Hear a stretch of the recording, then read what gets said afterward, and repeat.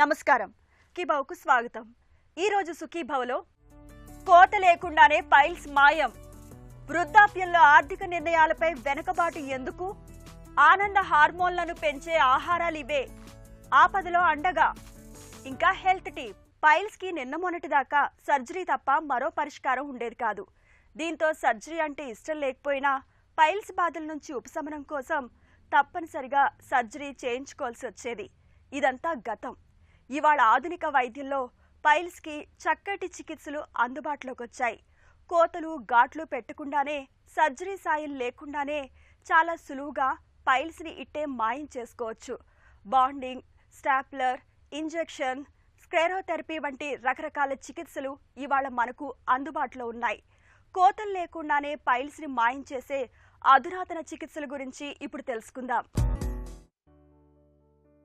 దినదిన గండాల్లా అనిపించే పైల్స్ బాధల్ని మనలో చాలామంది బయటకు చెప్పుకోలేరు. సర్జరీ అంటే ఇష్టం లేకపోవడంతో పైల్స్ బాధల్ని అలాగే పంటి బిగువున భరిస్తూ జీవితాన్ని నెట్టుకొస్తూ ఉంటారు. నిజానికి పైల్స్లో కూడా మళ్ళీ గ్రేడ్స్ ఉంటాయి. గ్రేడ్ 1 దశలో పైల్స్ పైకి కనిపించవు. వీటితో నొప్పి ఉండదు గాని అప్పుడప్పుడు రక్తం పడుతూ ఉంటుంది. 2వ దశలో పైల్స్ ఆసనం నుంచి బయటకు వస్తూ ఉంటాయి. మల విసర్జన తర్వాత తిరిగి లోపలికి వెళ్ళిపోతూ ఉంటాయి. ఈ 2 దశల్లోని పైల్స్కి సర్జరీ వరకు వెళ్లాల్సిన పని లేదు. ఆకుకూరలు, కాయగూరలు, పీచు పదార్థాలని ఎక్కువగా తీసుకుంటూ రోజులో నీళ్లెక్కువగా తాగటాన్ని అలవాటు చేసుకుంటే గ్రేడ్ 1, గ్రేడ్ 2 పైల్స్ చాలా వరకు మాయమైపోతాయి.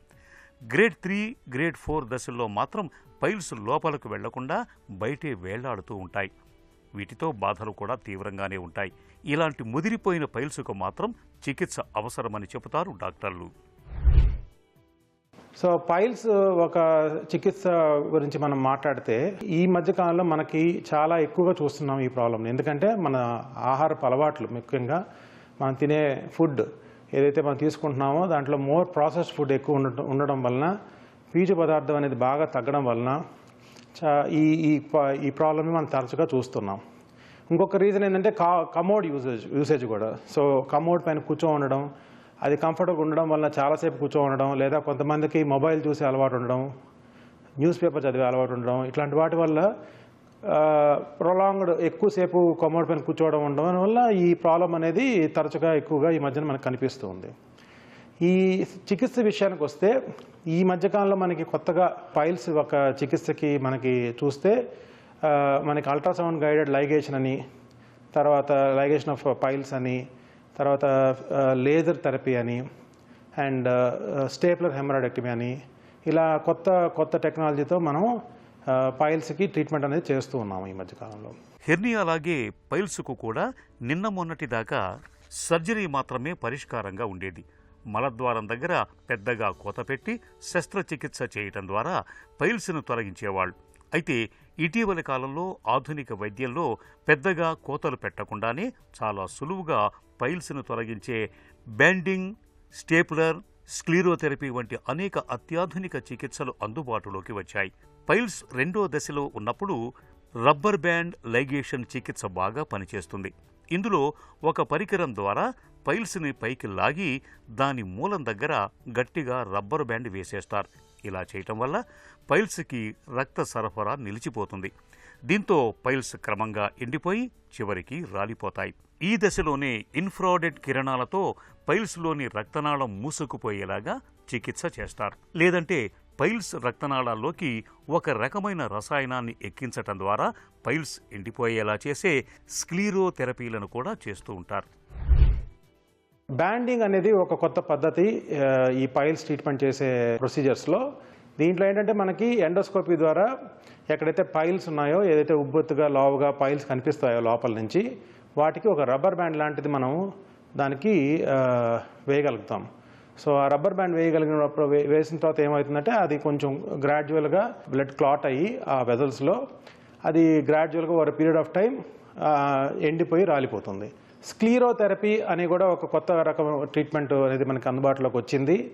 ఈ స్క్లీరోథెరపీలో ఏంటంటే మనకి ఈ పైల్స్ అనేవి ఎక్కడైతే ఉబ్బెత్తుగా ఉన్నాయో వాటికి ఒక ఇంజెక్షన్ అనేది ఇస్తారు. అలా ఇస్తే ఏమవుతుందంటే ఆ ఇంజెక్షన్ ప్రభావం వలన ఆ పైల్స్ అన్నీ కూడా గ్రాడ్యువల్గా క్లాటింగ్ అయిపోయి లోపల బ్లడ్ వెజల్స్ అన్నింటిలో క్లాట్ అయిపోయి సో అవి ఆబ్లిటరేట్ అయిపోతాయి. ఆబ్లిటరేట్ అంటే మూసుకుపోతాయి.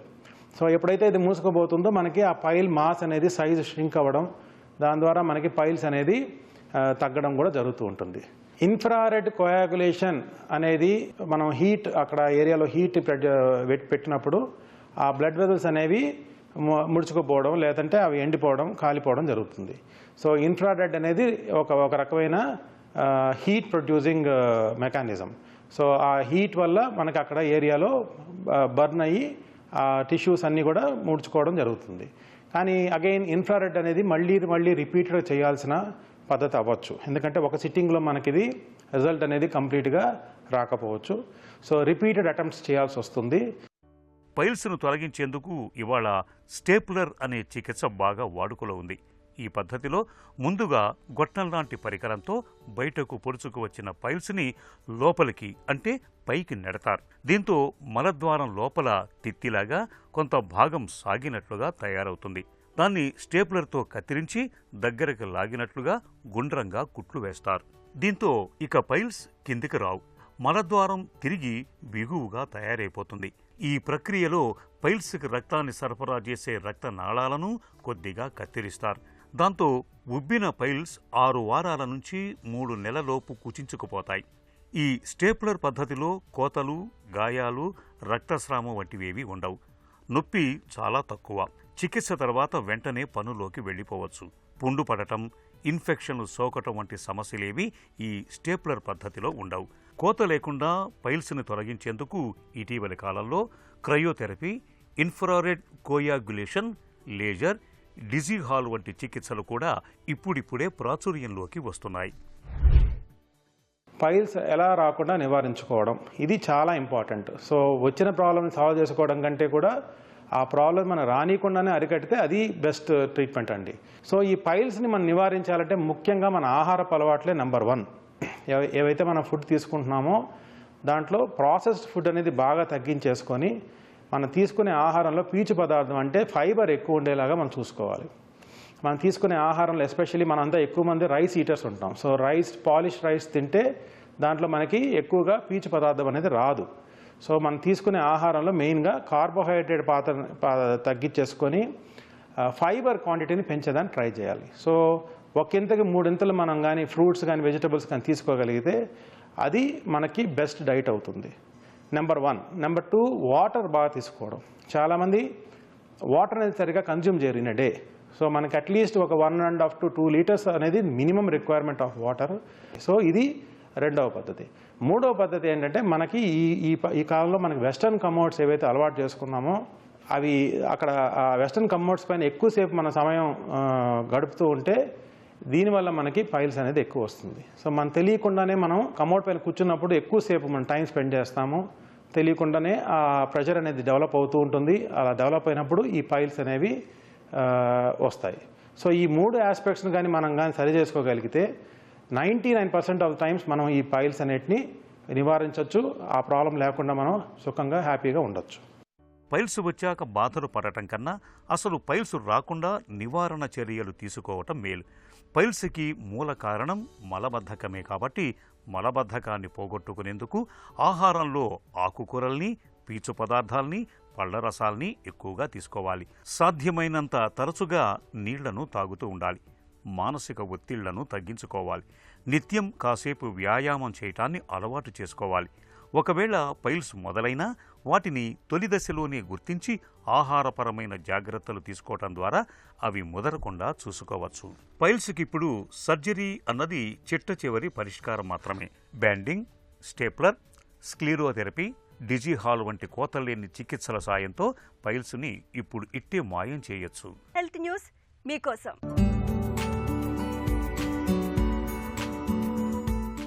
వయసులో ఉన్నప్పుడు ఉద్యోగాలో, వ్యాపారాలో చేస్తూ చురుకైన నిర్ణయాలు తీసుకుంటూ లక్షలు కోట్లు సంపాదించిన వాళ్లే వయసు పైబడ్డాక చిన్న చిన్న విషయాల్లో సైతం తడబడిపోతుంటారు. వయసు పెరిగే కొద్దీ డబ్బు విషయంలో చిన్న చిన్న నిర్ణయాలు తీసుకోవడానికి కూడా వెనకాడుతుంటారు. ఎందుకిలా అంటే వయసు పెరిగే కొద్దీ ఆర్థికపరమైన నిర్ణయాలు తీసుకునే శక్తి క్రమంగా తగ్గిపోతుందని, ఇందుకు మెదడులో వచ్చిన మార్పులే కారణమని అంటోంది అమెరికాలోని బింగ్ హామ్టన్ విశ్వవిద్యాలయానికి చెందిన పరిశోధనలో భాగంగా 50 నుంచి 74 ఏళ్ల మధ్య వయసు వారిని ఎంచుకుని వారికి డబ్బుకు సంబంధించిన కొన్ని పనుల్ని అప్పగించారు.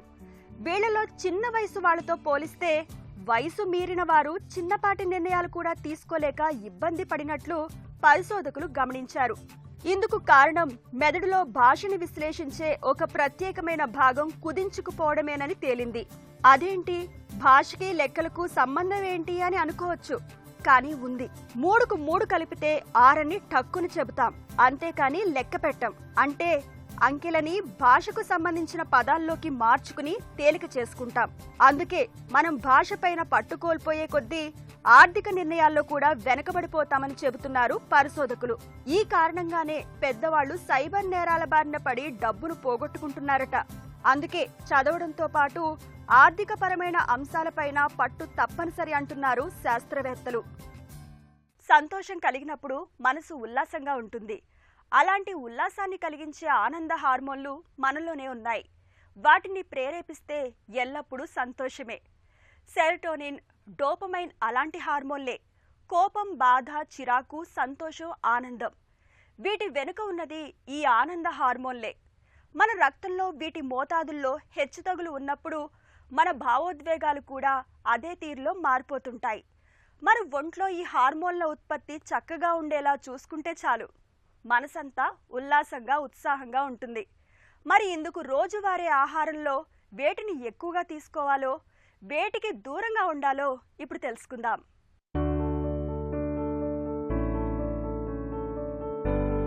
ఒక్కోసారి కారణమేమీ లేకుండానే దిగులుగా అనిపిస్తుంది. విలువైన వస్తువులేవో పోగొట్టుకున్నట్లు ఉంటుంది. చిన్న చిన్న విషయాలకు కూడా చికాకు వేస్తూ ఉంటుంది. ఆ తరువాత కాసేపటికి ఇష్టమైన వారెవరో కనిపిస్తేనో, ఏదైనా మంచి వార్తలు వింటేనో, ఏమైనా మంచి ఆహారం తింటేనో మూడ్ సరైపోతుంది. ఇది మనసు చేసే మాయాజాలం. ఇదంతా జరగటానికి మన శరీరంలో ఉండే సెరటోనిన్, డోపమైన్ అనే హార్మోన్ల విడుదలలో తేడాలు రావటమే కారణం. వీటినే హ్యాపీ హార్మోన్లని కూడా పిలుస్తారు. మన రక్తంలో వీటి మోతాదులు తగుపాళ్లలో ఉన్నప్పుడే మనసంతా ఉత్సాహంగా, ఉల్లాసంగా ఉంటుంది. ఈ హ్యాపీ హార్మోన్ల ఉత్పత్తి చక్కగా ఉండేందుకు మన రోజువారీ ఆహారంలో కొన్ని ప్రత్యేక జాగ్రత్తలు తీసుకోవాలి. ముఖ్యంగా ఆకుకూరలు, కాలీఫ్లవర్, బ్రోకలీ వంటివి తరచుగా తీసుకోవాలి. ఇవి సెరటోనిన్, డోపమైన్ బూస్టర్లుగా పనిచేస్తాయి. ఇక గింజల్లో అమైనో ఆమ్లాలు సమృద్ధిగా ఉంటాయి. అమైనో యాసిడ్లోని థైరోసిన్ అనే ఎంజైమ్కు సెరటోనిన్, డోపమైన్ విడుదలను పెంచే సామర్థ్యం ఉంది. కాబట్టి వేరుశెనగలు, బాదం, గుమ్మడి గింజలు, నువ్వుల వంటి గింజ ధాన్యాల్ని తరచుగా తీసుకోవాలి. వీటిని స్నాక్స్ లాగా తీసుకుంటే మనసంతా ఉల్లాసంగా, ఆనందంగా ఉంటుంది. మనలో చాలామంది మూడ్ బాగోలేనప్పుడు లేదా తలనొప్పిగా అనిపించినప్పుడు మంచి ఫిల్టర్ కాఫీ తాగుతూ ఉంటారు. దాంతో మనసంతా ప్రశాంతంగా మారుతుంటుంది. రోజూ కాఫీ తాగే వారికి మానసిక వ్యాకులత కూడా తక్కువే అంటారు నిపుణులు.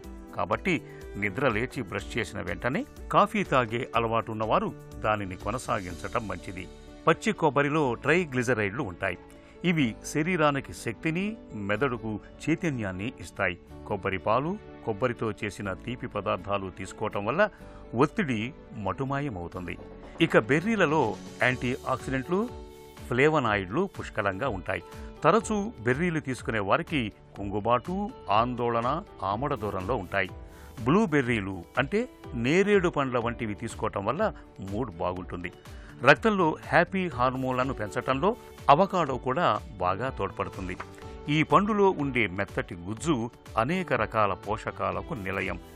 దీనిలోని కొలిన్కు నాడీ వ్యవస్థను నియంత్రించటంతో పాటు మూడ్ను సంతోషంగా మార్చే లక్షణాలు ఉన్నాయి.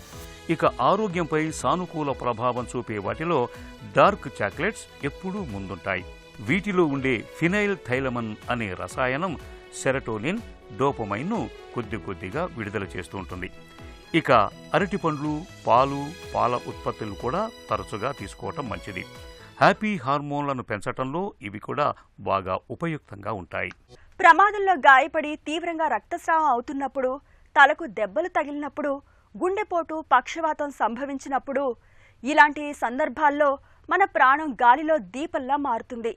ఇలాంటి అత్యవసర పరిస్థితుల్లో సాధ్యమైనంత వేగంగా సత్వరమే చికిత్సను అందించాలి. అప్పుడే ప్రాణాలు నిలబడతాయి. ప్రాణాపాయం పొంచి ఉండే విపత్కర పరిస్థితుల్లో వెంటనే ప్రథమ చికిత్సగా ఏం చేయాలో, ఎలాంటి జాగ్రత్తలు తీసుకోవాలో డాక్టర్ని అడిగి ఇప్పుడు తెలుసుకుందాం. హెల్త్ ఎమర్జెన్సీ అని ఎప్పుడు చెప్పుకోవచ్చు? హెల్త్ ఎమర్జెన్సీ అంటే any immediate threat for any patient regarding infection, bioterrorism, biowar or any type of trauma, దాన్ని హెల్త్ ఎమర్జెన్సీ అంటారు. పేషెంట్కి ఏ పేషెంట్కైనా ఇమీడియట్గా లైఫ్ థ్రెట్ ఉంది అని మనం భావిస్తే దాన్ని హెల్త్ ఎమర్జెన్సీస్ అని నిర్ధారించడం జరుగుతుంది. రక్తస్రావం జరుగుతున్నప్పుడు ఏం చేయాలి? రక్తస్రావం ఏం జరగడం ట్రామా, పాలీట్రామా అంటారండి. రోడ్ ట్రాఫిక్ యాక్సిడెంట్స్లో రెగ్యులర్గా చాలా రక్తం పోవడం జరుగుతూ ఉంటుంది. ఎందుకంటే పేషెంట్ రోడ్ ట్రాఫిక్ యాక్సిడెంట్ అయినప్పుడు అక్కడ ఎవరు దగ్గరలో ఉండరు, పేషెంట్కి చూడడానికి కూడా ఎవరు ఉండరు. కాబట్టి ఇమీడియట్గా పేషెంట్ సివియర్లీ ఇంజూర్డ్ పేషెంట్స్ అయితే ఫ్రాక్చర్స్ అట్లాంటివి చాలా రక్తస్రావం జరుగుతూ ఉంటుంది. వాళ్ళని ఇమీడియట్గా హాస్పిటలైజేషన్ చేసి వాళ్ళని రెస్ట్రేట్ చేయడం అనేది చేయాలి. బ్లడ్ ప్రోడక్ట్స్ ద్వారాను, ఫ్లూయిడ్స్ ద్వారాను, ఇతర మీన్స్లోనూ మనం ట్రీట్మెంట్ చేయడం జరుగుతుంది. రెండవది మెయిన్ ఐసీయూలో మన రక్తస్రావం జరగడం పేషెంట్స్ మెయిన్ గ్యాస్ట్రిక్ అల్సర్స్ అండి. మనం రెగ్యులర్గా ఐసీయూలో చూసేది గ్యాస్ట్రిక్ అల్సర్, ఆల్కహాల్ తీసుకోవడం వలన లేదంటే ఎనీ స్ట్రెస్ అల్సర్స్ ఫామ్ అవడం వల్ల వీళ్ళకి మోస్ట్లీ బ్లీడ్ అవుతుంటారు. వీళ్ళు చాలామంది ఓల్డ్ ఏజ్ పేషెంట్స్ ఉంటారు. వీళ్ళు స్ట్రోక్కి గుండె పరంగా కొన్ని మందులు వాడుతుంటారు, యాంటీ ప్లేట్లెట్స్ అంటారు వాటిని. దానివల్ల సమ్టైమ్స్ చిన్న అల్సర్స్ మనకు ఫస్ట్లో కనపడవు. ఆ తర్వాత ఈ అల్సర్స్ ఈ ప్లేట్లెట్స్ టాబ్లెట్స్ స్టార్ట్ చేసిన తర్వాత ఈ బ్లీడ్ అవుతుంటుంది. వాళ్ళు చాలామంది బ్లడ్ వామిటింగ్తో, మోషన్ బ్లాక్గా అవ్వడం వాటితో వస్తుంటారు. వాళ్ళకి మనం ఎండోస్కోపీ అవి చేసి అవసరమైన ట్రీట్మెంట్ చికిత్సిస్తే వాళ్ళు కోలుకునే పరిస్థితి ఉంటుంది. గుండెపోటు వచ్చినప్పుడు వెంటనే ఏం చేయాలి? హార్ట్ అటాక్ అనేది గుండెపోటు మన తెలుగులో అనటం, అది చాలా మెడికల్ ఎమర్జెన్సీ. ఇప్పుడు వచ్చిన అడ్వాన్స్ ట్రీట్మెంట్స్లో మనకి క్యాథలాబ్స్ ఇవన్నీ ఉండడం వల్ల మనకి చాలా వరకు మన పేషెంట్స్ని సేవ్ చేయడం జరుగుతుంది. ఇమీడియట్ పేషెంట్ వచ్చిన వెంటనే నడిపించకుండా ఒక వీల్ చైర్లో తీసుకువచ్చి ఐసీయూ ఎమర్జెన్సీ బెడ్లో మనం కూర్చోబెట్టి ఫస్ట్ బ్యాక్ రెస్ట్ పెట్టి ఆక్సిజనేషన్ అంటారు. ఆక్సిజన్ అంటే జస్ట్ ఒక మాస్క్ ఆక్సిజన్ స్టార్ట్ చేసి ఒక ఇమీడియట్గా ఒక ఈసీజీ గుండెపట్టి అంటారు, 12 లీడ్ గుండెపట్టి తీసి బయోమార్కర్స్ లైక్ కార్డియాక్ మార్కర్స్ అంటారు, అవి మెయిన్ ట్రాపిన్, ట్రాప్టీ అవి ఉంటాయి. అవి చేసిన వెంటనే మనం కార్డియాలజిస్ట్కి ఇన్ఫార్మ్ చేయడం జరుగుతుంది. ఇమీడియట్గా పేషెంట్ని యాంజియోగ్రామ్ చేసుకొని క్యాథలాబ్లో మనం వచ్చి ప్రైమరీ యాంజియోప్లాస్టీ చేయడం అట్లాంటివి జరుగుతూ ఉంటుంది. పక్షవాతం వచ్చినప్పుడు వెంటనే ఏం చేయాలి? పక్షవాతంలో 2 రకాలండి మేజర్గా. ఒకటి బ్లడ్ రక్తనాళాలు బ్రెయిన్లో చిట్లడం, హెమరేజ్ అంటారు. ఇంకోటి బ్లడ్ క్లాట్ అవ్వడం, ఇన్ఫార్క్ట్స్ అంటారు. ఈ రెండింటికి ట్రీట్మెంట్ తేడా ఉంటుందండి. హెమరేజ్ అనేది జనరల్గా లైఫ్ థ్రెటనింగ్. వీళ్ళు మోస్ట్లీ పేషెంట్స్ సడన్గా పేషెంట్ బాగానే ఉంటారు, సడన్గా కొలాప్స్ అయిపోతారు. సడన్గా కొలాప్స్ అవ్వడం అంటే హెడ్ఏక్ అని చెప్పొచ్చు. ఒక రోజు ముందు 2 రోజుల ముందు వీళ్ళు నాకు కొంచెం తలనొప్పి అంటారు. ఆ తర్వాత మనం మామూలుగా పారాసిటమాల్ ఇవన్నీ వేసేస్తాము, అయినా తగ్గదు. ఇమీడియట్గా వీళ్ళు హాస్పిటల్కి రావడం చేయాలి. అప్పుడు వెంటనే బీపీ చెక్ చేస్తే వీళ్ళకి 200/110, 120 ఉంటాయి. ఇలాంటి పేషెంట్స్ సడన్గా బ్లడ్ రక్తనాళాలు చిట్లి కొలాప్స్ అయిపోతూ ఉంటారు. ఇది మోస్ట్లీ మెడికల్ ఎమర్జెన్సీ. హెమరేజ్ అనే పేషెంట్ ఇమీడియట్గా సిటీ ఇమేజింగ్ చేసి వెంటనే వాళ్ళని ట్రీట్మెంట్ మనం ఐసీయూలో అడ్మిట్ చేసి వాళ్ళకి ట్రీట్మెంట్ ఇవ్వాల్సి జరుగుతుంది. ఇంకోటి బ్లడ్ క్లాట్ అవ్వడం. ఇది మోస్ట్లీ డయాబెటీస్ వల్ల, హైపర్ టెన్షన్ వల్ల, ఓల్డ్ ఏజ్, అది కొలెస్ట్రాల్ ఎక్కువ ఉండడం, వాళ్ళ స్మోకింగ్, ఇవన్నీ కారణాలు ఇన్ఫాక్ట్స్. ఇవి రెగ్యులర్గా విండో పీరియడ్ అంటారండి. సిమ్టమ్స్ ఆన్సెట్ అయ్యి వితిన్ 4 hours మనకు హాస్పిటల్ వస్తే థ్రాంబోలైసిస్ అనే ఇంజెక్షన్ ద్వారా ఈ ఇన్ఫాక్ట్స్ మనం బాగానే ట్రీట్మెంట్ చేయొచ్చు. పేషెంట్ రికవరీ కూడా చాలా బాగుంటుంది. తలగాయాల విషయంలో ఎలాంటి అప్రమత్తత అవసరం? తలగాయాల విషయంలో తలగాయం జరిగినప్పుడు కన్నా జరిగిన తర్వాత మనం చేసుకునే జాగ్రత్తలు చాలా ఇంపార్టెంట్ అండి. ఎందుకంటే చాలామంది మిస్టేక్ తలగాయాల్లో వెంటనే పేషెంట్ని పొజిషన్, మెయిన్గా పేషెంట్ పొజిషన్ ఫ్లాట్గా ఉండి నెక్ ఇమ్మొబిలైజింగ్ చేయాలండి. నెక్ మెయిన్గా సర్వైకల్ ఏరియాలో మనం దాన్ని ఫస్ట్ స్టెబిలైజ్ చేయాలి. ఇన్లైన్ స్టెబిలైజేషన్ అంటారు. అంటే నెక్ ఏరియా అసలు ఇమ్మొబిలైజ్ అవ్వకూడదు హెడ్ ఇంజరీ పేషెంట్స్లో. ఎందుకంటే మనకు తెలియదు, హెడ్ ఇంజరీ అనుకుంటాం కానీ సమ్టైమ్స్ వీళ్ళకి స్పైనల్ కార్డ్ ఇంజరీస్ కూడా జరుగుతుంటాయి, మనకు అది అన్నోటీస్డ్ కూడా అవుతుంటాయి. మనం సడన్గా పేషెంట్ షిఫ్ట్ చేస్తూ అది చేస్తున్నప్పుడు జాగ్రత్తగా నెక్ కాలర్ అని ఉంటుంది, హార్డ్ కాలర్, ఆ సర్వైకల్ కాలర్ వేసి మనం ట్రీట్మెంట్ వాళ్ళని షిఫ్ట్ చేయడం చేయాలి.